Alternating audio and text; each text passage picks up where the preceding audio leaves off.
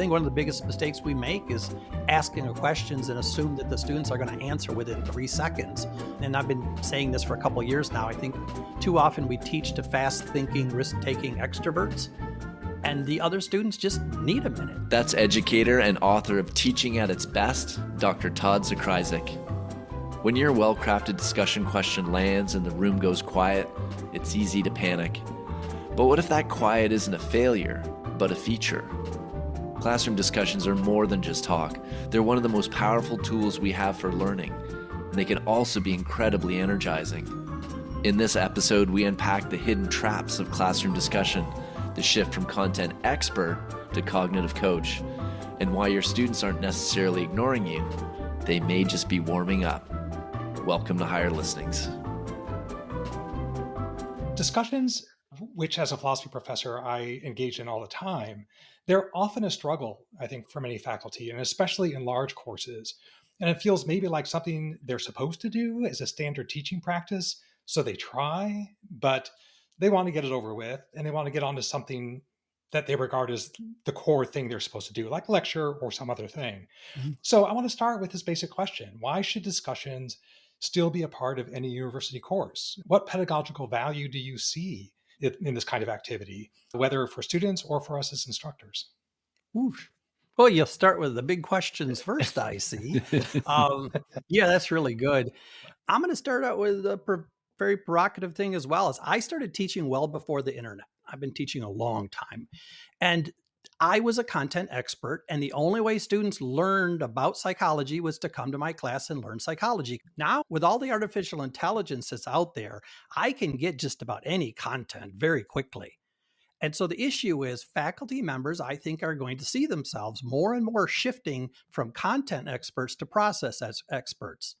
We're not going to need that content anymore because I can get that. If somebody wants to know about metacognition, they don't have to come to my class. They can type in, what is metacognition, and give me another example. And, I don't understand, and carry on a whole conversation with Bard, ChatGPT, whoever they're working with. One of the fastest growing jobs right now, by the way, is personal trainer. Individuals go to the gym, and we've figured out that physiologically you can go to the gym and hurt yourself, or you can work like crazy and get no benefit. And if somebody comes along and says, no, tip your arm like this and you get benefit. So people hire these trainers. And I think our job's going to turn into cognitive coaches.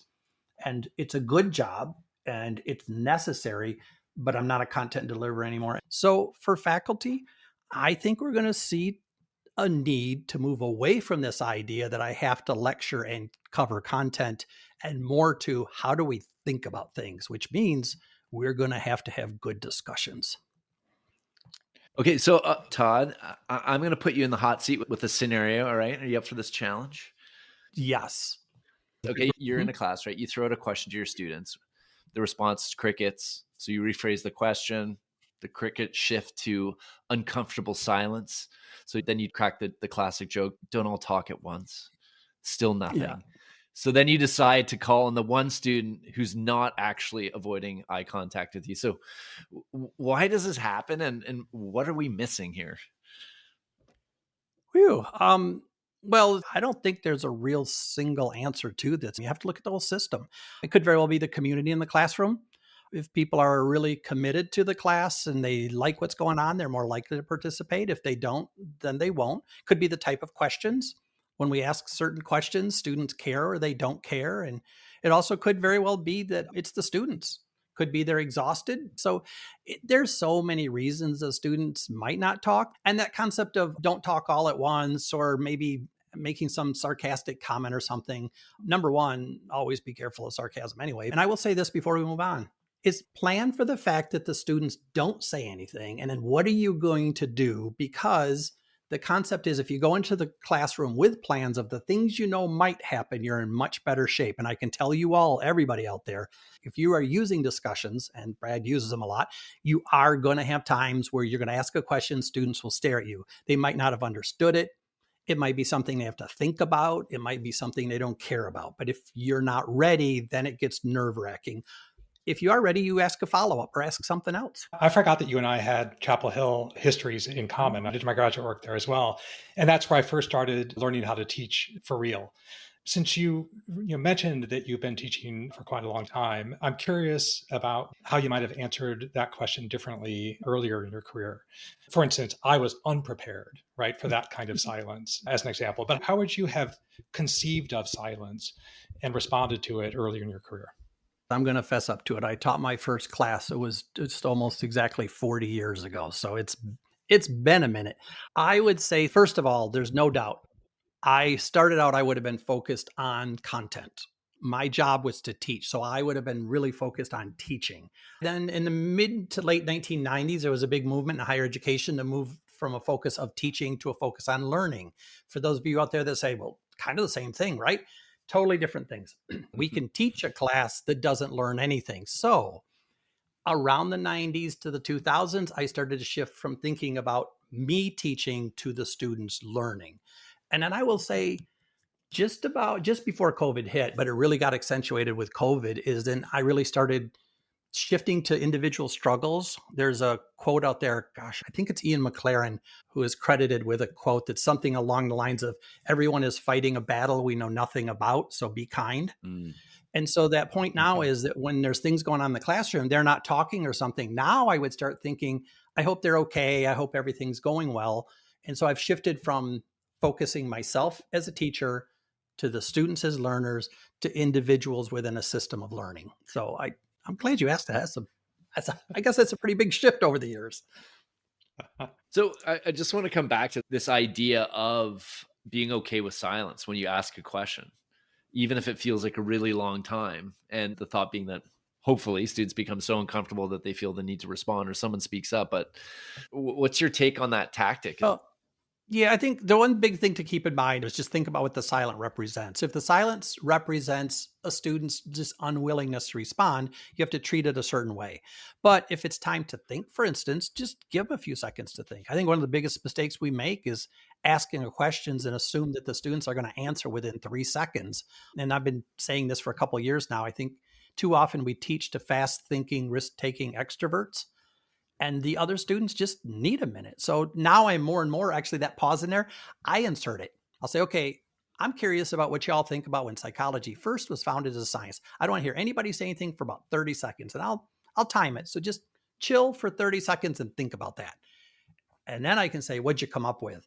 And that cuts the silences down a lot too, but it actually leans into the silences. I want to carry this just a little bit further because I think there's a tendency for educators often to make attributions or to try to explain student behavior fairly simplistically. A lot of faculty, I think, tend to think of students not talking as a simple fact of introversion or needing a bit more time to process. You've, in fact, written quite a widely read blog about this issue. So, could you say a little bit about how we should think about our students when we confront silence like this? Thank you for mentioning that. So, as a scholarly teacher, just scholarlyteacher.com, have to give it the quick plug. This blog has got more responses than any of the others. It's like over 50,000 views. And it's this concept of I was asked once to do a workshop. How do you get introverts to talk in the classroom? So I said, number one, why do you want them talking? What's the value? And number two, how do you know they're introverts? Maybe there's something else. And so I really started digging into this. And it turns out in your classroom, there are individuals who will respond very quickly. They'll have a conversation. They'll jump right in there. There's other people that take a little bit more time. There's some individuals who maybe didn't hear the question. There might be people with social anxiety. There might be somebody who's fighting with somebody else in the classroom because the day before they had some disagreement. And so all of these things can be going on, from social anxiety to introversion to dislike to not knowing what's going on. It's really hard to tell why they're not talking unless you ask them. So one thing you can do is, if the students aren't talking in class, is just either catch somebody after class, probably the best way to go. Just say, hey, I noticed that you haven't been talking lately. I'm just curious, y'all, is everything okay? But I would start with more of that tone of, is everything okay? Is there anything that's like would make it easier for you, as opposed to thinking in your head, what do I have to do to get them to talk? And actually, I'm going to finish with that. Is so many times like that that webinar they wanted me to do, or the seminar I wanted to do, is how to get introverts to talk in the classroom. It's how do you get somebody to do something? In the end, what I did was make basically a session that was, how do you make a classroom more comfortable for students to participate? Difference between making it so they can participate versus making them participate. So I think it's a mindset. I really appreciate that. I think that's one of those shifts that experts can make in their practice. Love that. So speaking of shifts, because I'm aware of this, and you mentioned sarcasm earlier, and I myself am prone to sarcasm, which isn't always a great look or particularly helpful. So I'm wondering if you see faculty making mistakes that actually discourage participation, even when they think they're being encouraging. Great question, Eric. Did you go to interview school or something? You see what I did there? Yeah. Sorry. Well done. Well done. That was just set up. Yeah, I don't think I like sarcasm. No, I'm kidding. So I put it out there because I've done in the past on workshops on humor in the classroom, and sarcasm's just always dangerous. I have gone into classrooms and visited different people across most of my years. I mean, the last 25 years at least. It's amazing. There was a person in an engineering school at some institution. He said, "Could you please come to my class? My students aren't participating." And it's sure. So he lectured a little bit, and then he asked a question. A person raised their hand, student raised their hand. As the student started to talk, he turned around, went toward the corner, and faced the corner until the student stopped talking. And then he turned back around and he says, "Anybody else?" And as soon as somebody else started talking, he turned back to the wall again. And again, I'm very cautious. Instead of saying, what's going on here? After class, I said, "That is a very unique strategy. What is it you're after?" And he said, "I don't want to bias the responses with my facial features, my facial, just nonverbals." I said, "Oh, have you told the students that?" He said, "Well, no, I assumed they would know that." And I said, "You might want to talk to them a little bit about it." So when those things happen, the people came to me and said, "I don't know why my students aren't talking." They wanted them to talk. They wanted them to have really good educational experiences. They're individuals that have picked up something that they don't know doesn't work. And by the way, I'm going to pitch that out to everybody. Everybody should periodically have a friend, a colleague, somebody come in the classroom and just watch class and then just say, "Hey, here's some things I noticed." That's why I have Brad give me feedback after we do the podcast, so he can tell me if I'm doing something weird or quirky or off-putting for one of our guests. Good to have a friend in your pocket that way. I'll never forget my first videotape feedback experience as a teacher when I got videotaped and sat down with my mentor to watch it together. That was just awful, but extremely productive of development. I think it's really good to work on those sorts of things because you're blind to them until you see them or somebody reflects them back to you.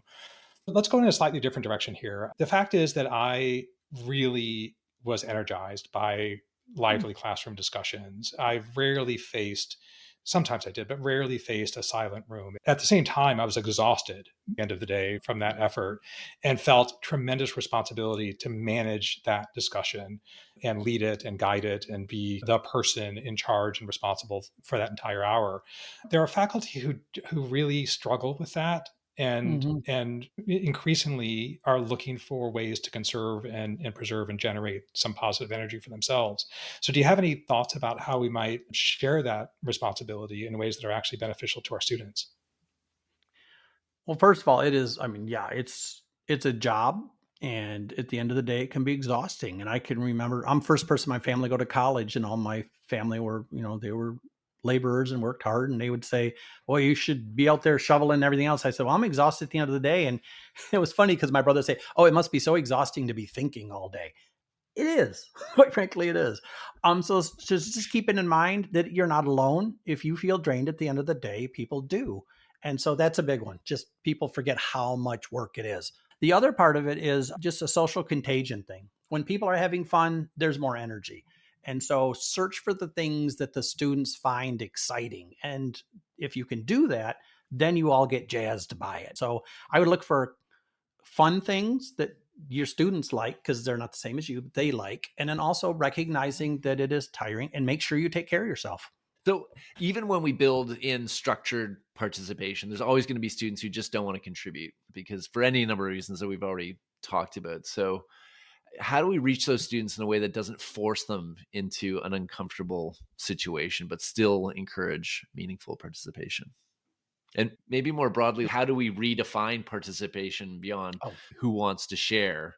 So we're actually including students who might want to engage in different ways. I really like what you're saying here, though, is it's more of a what do we do to help the students to participate versus what do you do to get them to talk? And I've had faculty members will say, well, I give them a quiz, that'll get them to talk, or I do this, that'll get them to talk. I'm not striving for that. I want them to have a conversation. So I like what you're saying here. And the points part is my daughter has said it's okay for me to talk about this. She has social anxiety. It's not that she doesn't want to talk in class. And in fact, she has said before, if one more teacher tells me how important it is to talk in class, I will scream because I know it's important. I just can't do it. And so what she would do in class is if you have 20% participation points, she just zeroes those out. And so there's 80% left. She has figured out that if she can score a 90% on everything in class and then not talk, she can get a C minus. That's a terrible system to set up for some students. And so I asked her, I said, so what would make a difference? And she said, number one, when she can talk, it takes a little bit longer. She said a lot of times she wants to participate, but already the conversation's moved on to the next topic. And so it's just too late. So sometimes maybe you circle back to some items or give out the questions ahead of time. Say, these are the major things we're going to be talking about. You're not spilling the beans. Give people a chance to kind of think about it. And I heard of one faculty member, I love this one. He gave students full percentage points if they emailed him after class. And he would send the prompt as a reminder, say, if there's anything in class you would have said, had you had the opportunity, what is it? Tell me what it is and when you would have said it. And also, if I bring it up in the next class period, can I mention your name or would you rather it be anonymous? And so he could come into the next class and say, Todd emailed me something that's really intriguing. Now, at that point to say, Todd, why don't you tell him about it? That's not what we're after here. Because I have social anxiety for chance, then you call on me, it's a problem again. Unless in the email, I said, and you can call on me if you want. But yes, give people a chance to submit notes, to do back channels. That's the biggest one. I'll say it multiple times. Ask your students, what would make it more comfortable for you to talk in this class? Give some examples like these things. What else you got? And let them tell you. I imagine many people listening to this conversation are eager for us to touch upon, which is the opposite of inclusivity. We live in very polarized times, and I think there is a lot of anxiety among faculty that opening up their room to discussion is going to lead to conflict that they are not prepared to manage. So, what advice do you have for how to navigate discussions in ways that keep us on the right path? Before I even answer, I just want to tell you, in my view, everybody has a side they believe in. So when I say I don't agree with somebody's side, I still respect the fact that they have a side that they agree with. So a person doesn't have to come out of their shoes saying, this is all wrong, you're a terrible person. I totally get that you have another perspective and we could talk about that. What I just set up there and did, that's the kind of stuff that we can mention in class. And I think it's helpful, but we are in a time when people come on jumping out of their shoes. There's statements out there of like, I heard one a while ago that just totally just floored me. It's students should never feel uncomfortable in the classroom. Oh my word, they should definitely feel uncomfortable in the classroom. If I'm talking about something that's a really, really delicate topic, people should have angst feelings about that. So all I would say is just have a contingency plan. If you have a lot of conversation, it's going to happen. Just be ready for it. And I can remember a mentor of mine who told me that. He said, just be ready for it. And then one day I asked a question. One of my female students responded. And then there was a guy just whispering under his breath, but he wanted to make sure everyone could hear. He said, I'd expect a girl to say that. And now you got the moment. If you think to yourself, I'm going to wait until afterwards to talk to that person, you've just basically said to the whole class, it's okay that he said it. You have to address it right there. But if you don't address it properly, you either become the aggressor, which is a problem. The student becomes fighting, and all these things can happen. So in this particular situation, I turned to the young man. I said, I'm not going to ask you to repeat what you just said because we did all hear it. I think you wanted us to all hear it. And I'm just curious now, and we're going to have this conversation, is why would you say that? I mean, what leads you to believe that a woman would say that versus what a man would say? What would a man say in that situation? And I turned that into a conversation. He wasn't comfortable with it, but my mentor told me, be ready for it when it comes. There's also some value to establishing some ground rules at the outset rather than having to make up the rules as you go along because a student says something inappropriate, off center. So I think setting those things up at the beginning is an important part of that process too, especially if you know you're going to get into territory that is polarizing, as Brad says. Yeah, it's a general rule in life. Always try to make a policy before there's some reason for the policy. if you know it's coming, because if somebody does something and then you make a policy, everybody knows it's about that person. So I think these types of things, have your contingency plans, but also be ready with a policy. If you say something inappropriate or disrespectful, I have the obligation to ask you to leave the room. Something, do that beforehand if you can. I'm thinking about flipping the focus here a little bit and thinking about Okay. instructors, and I'm thinking about folks like maybe like a Brad who've been teaching for a while, and they start to feel drained from disengaged students. But more so than that, discussions that may have used to be fun because they were new and exciting, now start to feel a bit like chores. You're kind of going through the paces again. And you've written a lot about sustaining joy in teaching. So what are some of your thoughts around how faculty can rethink discussions so that they actually feel energized rather than exhausted? I remember a faculty member who was retiring, and somebody in the committee said, well, it's about time. And somebody else says, what do you mean? They said, he's just tired and he needs to get out of the classroom. And somebody else said, I'm just going to say Smith because I'm making this up. It's like, well, cut him a break. Dr. Smith's been teaching his students for 40 years and they still don't get it. He's been teaching biology for 40 years and they still don't get it. It's that concept of I've been teaching all these years. You start seeing the students as the same group over and over. And so the 20th time is like, if I have to explain covalent bonds to you again, this is exhausting. Well, it's their first time. So number one, that kind of joy in the classroom is keep in mind, first of all, that nobody in that room is going to be as excited about the topic as you are when you walk through the door. Probably the best thing I think we can do is find out what the students enjoy that also overlaps with what we enjoy. I might assign my students. Everybody in here is going to get assigned a specific section of the book. Find a YouTube clip that you think is exciting or interesting about that, and I'll show 1 or 2 every class period.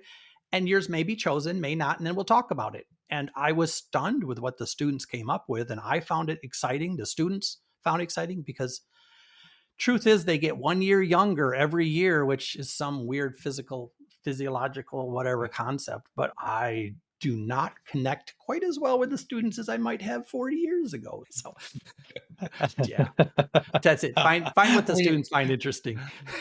I love your really pursuit of joy in teaching and your advocacy of finding joy in teaching.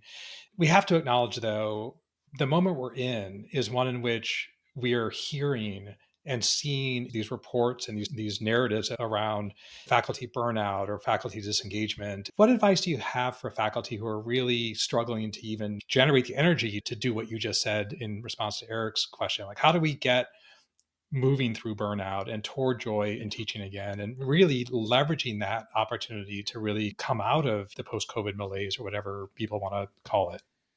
We are asked to do so many things. Some of us are just exhausted, and it could just be exhaustion. You can recover with a good weekend or a time away. Burnout, you don't get over burnout by going to the beach for the weekend. That's a whole different thing. One of my favorite things is Rachel Naomi Remen.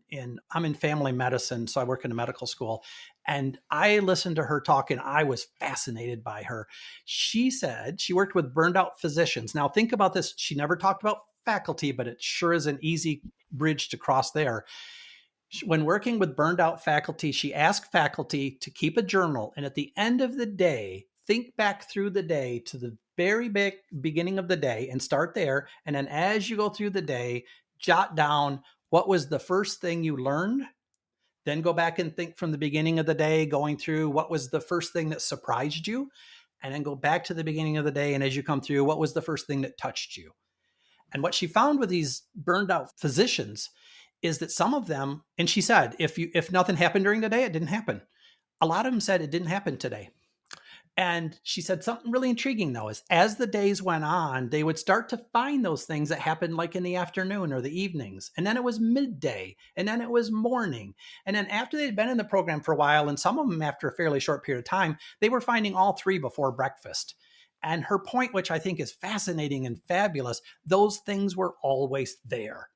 When you start to burn out, when you get exhausted, you miss the things in life that are really fabulous because your brain is just tipped in that direction. And when you look for those things, I mean, there were days that I thought I just felt awful, and I would roll on the ground with my 3-year-old, and all of a sudden it's like I felt great. Nothing out there changed except the way I was looking at it. So I'm telling everybody out there, if you're struggling, and 100% again, I got to be careful, we are being overworked. But if we lose sight of the amazement that's around us, it's just going to get darker and darker. So look for those. Students' eyes, oh my word, that glimmer in their eye when they get something is just fabulous. So those types of things, watch out for those things. I'd say they're there. Just got to make sure you keep seeing them. This sounds a lot like a gratitude practice where you journal, right? And I think applying those to this moment as educators is a really smart pivot there. So one of the many aha moments I think you shared with us today. So appreciate it. It's really great having this discussion with you. Thanks so much. Higher Listenings is brought to you by Top Hat, the leader in student engagement solutions for higher education. When it comes to curating captivating learning experiences, we could all use a helping hand, right? With Top Hat, you can create dynamic presentations by incorporating polls, quizzes, and discussions to make your time with students more engaging. But it doesn't end there. Design your own interactive readings and assignments and include multimedia, video, knowledge checks, discussion prompts. The sky's the limit. Or simply choose from our catalog of fully customizable Top Hat e-texts and make them your own. The really neat part is how we're putting some AI magic up your sleeve. Top Hat Ace, our AI-powered teaching and learning assistant, makes it easy to create assessment questions with the click of a button, all based on the context of your course content. Plus, Ace gives student learning a boost with personalized AI-powered study support they can access anytime, any place. Learn more at tophat.com/podcast today.